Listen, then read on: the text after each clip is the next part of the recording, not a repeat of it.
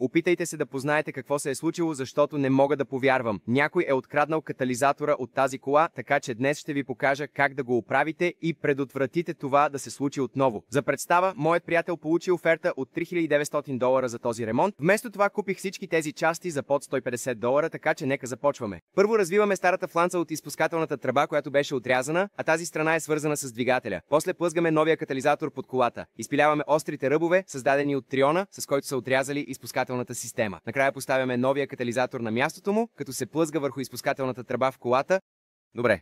След това нека затегнем фланеца, който се свързва с изпускателния колектор на двигателя. И накрая можем да затегнем скобата за изпускателната система, която идва с комплекта. Добре. След това можем да стартираме колата и да напръскаме малко сапунена вода, за да проверим за течове. И тъй като няма никакви течове, остава ни само още едно нещо за монтиране. Добре. Щит за катализатора да не бъде откраднат пак. Така се подменя катализатор, за да върнете колата си на пътя и да спестите пари.